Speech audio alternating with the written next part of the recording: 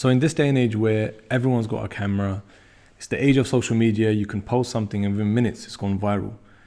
What's the right balance in dealing with the picture of the promised Messiah or a caliph? Because a lot of people might say, because it's trendy, like a lot of people, to keep up with trends, and they say, look, I want to put a picture of the caliph or the promised Messiah on a mug, or print it on a t-shirt, put it on the wall, on a clock, whatever it may be. But are there any etiquettes when it comes to these pictures? Everything in life has got etiquettes. For example, if you go out and do certain things, there are do and don'ts. You're crossing a road, you need to see pedestrian crossing. If the light is red, you're not supposed to cross the road. Otherwise, it's going to harm you. Similarly, to express your love, you've been taught the methods how to express your love. You read namaz. There's a certain method was taught by Allah. And then there is a certain method of showing your love towards Rasul Kareem Sallallahu Alaihi Wasallam. So you recite durood. If you are doing dua, you do Surah Al-Fatiha, then you do durood as well. So what you always need to remember, that if you're claiming to be in love with the person, and you say that I love him so much that I end up putting his picture on a t-shirt or on a wall clock, you need to remember, first of all, to see what he's already said about this very act. If Promised Messiah has mentioned clearly that he doesn't like it, he doesn't want you to do it for a reason, because he doesn't want innovation. He doesn't want people to go towards innovation. He doesn't want unnecessarily printing of his picture, which is not the main purpose. The main purpose was the propagation of Islam. The main purpose was that he wanted people of sagacity to recognize the truthfulness. So by putting it here and there, you are doing exactly opposite what he's taught you. So you can't say that this is out of love, okay? Because it is exactly why he was stopping you. He was stopping you for this very reason, because you don't think, you just do it. And as long as the trend is concerned, when you use the word trend, this is very trend. My question as a counter to this argument is that the trend, you adopt good things. You talk about integration all the time. You talk about, you go and reside in many countries. I mean, for example, a very community of people, followers of a particular sect, they end up going to many countries. And there is always this debate from West that the Muslims, or they sometimes say that the certain people, they don't integrate. They come into our country, but they are not integrating. So what is integration? It's been explained by the current Caliph as well as before, that integration is adopting good qualities and giving good qualities. It's not about adopting something which has been done, which is going to lead you towards the destruction of mankind. So you need to understand that if you are in claim that you love somebody, you have to have that essence. You have to copy his methodology. You need to, and coming back to the point, actually it's very interesting that you mentioned that, because what was it we've been talking about? We have said that the truthfulness, every time we talk about Promised Messiah's picture, we say that when we look at his photo, something happens, a person of pious the nature would see the truthfulness on his face. Why? Because he was a man of his word, which was whatever he was preaching, he was acting on it. That is why his very photograph, what was a true depiction of a prophet, as well as all the Khalifas. If you look at all the caliphs, their portraits, the truthfulness, the people, their nature, the pious nature is reflected. The honesty is reflected by their face. Yeah. Nobody with a clean heart can point out that this is a picture of a liar. So what has made those people's faces in that manner is that truthfulness they carried.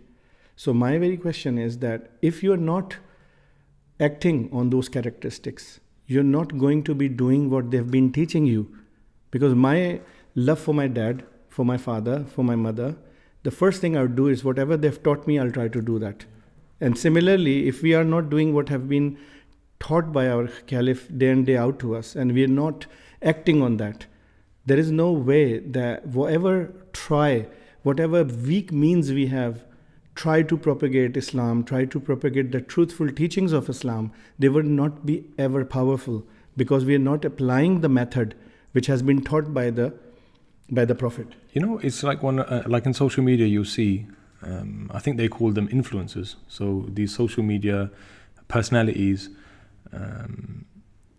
some people may look at them and think, actually, well, the way they're doing things, whether it's clickbait, whatever it may be, but the way they're doing it, they're getting views. So maybe they sometimes have the intention that, okay, I want to propagate Islam.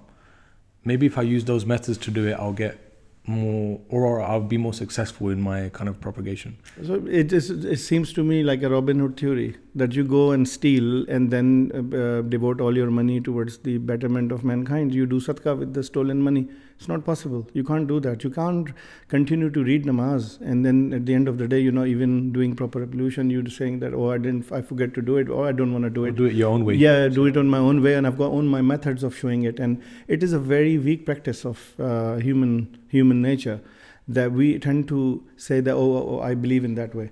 I know many people who have devised their own little religion out of whatever, and their claim is actually opposite. The thing is, right, not to have a, how do I say this? No, if you don't have an opinion, if you don't have any belief, then maybe you can continue to do whatever. But when you claim to have a belief, then you need to exactly act upon what you've been preaching, and then only then you can actually make an impact. It's hurtful as well, because sometimes online you'll come across like a photoshopped image, or someone's added color to that image, and then again you just think that, look, I feel that whether you're a member or an external member, someone who's not a member of the community, it just hurts because we realize the status of the person that the picture has been edited of. Yes, it's the fact is that manipulation is wrong anyway. The GDPR is a massive thing. GDPR is just based on Islamic principles, and it's nothing new said. It's been, clearly explained in Quran. It's been explained by Hazrat Muhammad Rasulullah Sallallahu Alaihi Wasallam, and it's been carrying on from then. Everybody knows that what privacy is, and Islam actually protects privacy. And this social media habits we have these days, that we have to share something. A minute we take it, we put it on our status. We don't think twice. We don't see what the impact would be. For instance, if I'm taking a picture and you are in the background, I have not thought once even that, okay, I need to take Usman's permission because I am going to be exposing him as well. And one of the example which comes into mind, if you go to somebody's house, you knock once, you knock twice, and the third time you're supposed to go back. You don't break the door and go in by force. So these things were beautifully explained by Quran, and it has always been the practice. So what happens is this social media hype, then you feel that, okay, 15 people has given me like. So that doesn't make that very wrong act into a right act, because in principle you are wrong. You can't tell me that you are trying to actually propagate Islam by doing things which Islam has prohibited. It's just that why Promised Messiah agreed to get his photograph taken. Propagation of Islam, people look at his face and decide for themselves. But when you only focus on the image, they just put it everywhere, unnecessarily, here and there, on the clock, everywhere, then you are killing the meaning of it. You are not actually trying to understand what his point of view was, because in principle he's clearly explained that he's against it. He does not want his picture to be used in an unnecessary fashion. And we also have to remember a fact that who he was, as you coming to the point that it's disrespectful to see image everywhere. So the very essence of it, the value of it actually kills. Yeah. For instance, I remember once, because I'm a photographer, and it's very, very, in my childhood, I started taking pictures, and my father, being from media, he used to give me little exercises to do. For example, he'll give me one verse and he would say, if you were to take a picture to translate this into a photograph, how would you take it? What would you do? So I used to think of abstract photographs. And one day he asked me, can you possibly give me one reason in one line? What is the reason of the downfall of Muslims in Spain? Why did we lose in Spain? Do you know? And I tried to give him all of my speeches, and he goes, no, just tell me in one, can you just make it compact? And I asked him, I said, can you tell me? Yeah. And he says, when the kalma comes out from your heart and just stays on a wall, so you lose the meaning here, you lose the value of kalma in your heart, you don't act on it, it's just on the wall. Beautify it to the limit. It's just the most beautiful palace. You see kalma written everywhere, but it wasn't in the heart, it wasn't left there anymore. So these are the very reason when you go into the gimmicks of it, You see, the actual meaning stays behind. Yeah, it reminds me, actually, you mentioned it. It's like the Holy Quran as well. That a lot of Muslims, it's just almost like a decoration piece in their house now. The spirit of actually reading it and implementing it. Then it coming back to the point that, okay, this is what I say. I mean, think of a boy who has raised in West, and West has adopted every single good value written in Quran and taught by Rasulullah Sallallahu Alaihi Wasallam. Whenever they have adopted and they built it on it, they have created nations, they have created beautiful environment for human mankind, and they are doing right things. There is a way of paying the tax, there are way of doing things, and the people who are supposed to be actually acting on it, they have just decided to forget everything else about it. So what you do is you take out the essence, you go into gimmicks, and you make a complete false image out of it. So when somebody looks at you, what is there for him to convince that you are a right man, you are a truthful person? Because he would see you acting on those teachings which you are preaching. But if you're doing exactly opposite, he would know that you are not an honest man. It is just a debate, nothing else. So coming back to this social media point, what I humbly request is that when we are actually posting something on air, there is certain legality which is embedded. There are laws. There is always a legality behind everything. We need to be very careful what we are doing and why we are doing.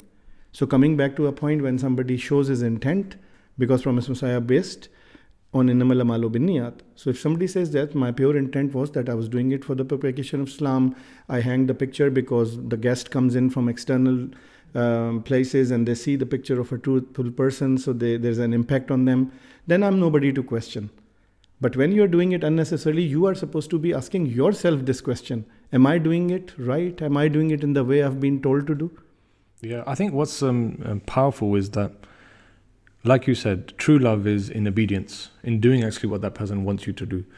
And I think the promised Messiah, may peace be on him, is the perfect example that his claim is based on his love for the Holy Prophet, may peace be on him. So he didn't do anything, he didn't innovate anything else to express his love to the Holy Prophet. Rather, he was truly obedient to God Almighty and his Prophet. And this is why I'm again repeating myself that I wasn't at that time there, but I can see the picture and it makes an impact in my heart. But when I see current Caliph, when I see Hazrat Khalifatul Masih Khamis, our fifth Caliph, this is what I see: a man of his words.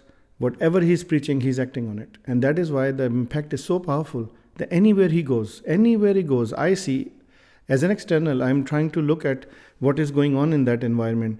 Anything which is going negative turns into positive. Yeah. And everything is just like as if this man is going to just change. Why? Because it's so powerful that he's just acting on it, what he says. And any truthful person would recognize. You know, one last thing I want to mention is, you know, when you go into this world of social media, and obviously you're surrounded by like views, clickbait, whatever it is, whatever other people are doing, sometimes you have to compromise your faith almost to reach some level of success. And the moment you compromise even 1% is almost where your downfall starts. So the thing is, who are us to even think that in order to, if we think that by compromising, by doing something which is not right, we would be reaching certain hype, we would be reaching certain point. I think in principle it is wrong. Because what we are doing is that we are thinking that the fruit, the actual benefit, the actual blessings we are going to get are from the worldly people, the people around us. They matter. We forget that we're going to die, and at the end of the day of judgment, Allah is going to decide what we did wrong and what we did right. So if we always remember that, we would know that we are not going to be doing right things in a wrong way. Because when you do right thing in a wrong manner, that very thing dies there and then. You mentioned the etiquettes, you mentioned the simplicity, you mentioned how natural it is. I have come to the conclusion, and I am trying to write my thesis about it as well, that this genre is different. I would call it Khalifatul Masih. The genre is Khalifatul Masih. The etiquettes of it, they do not match the photography of the celebrities. There is always a worldly element to those photos, no matter who you are capturing.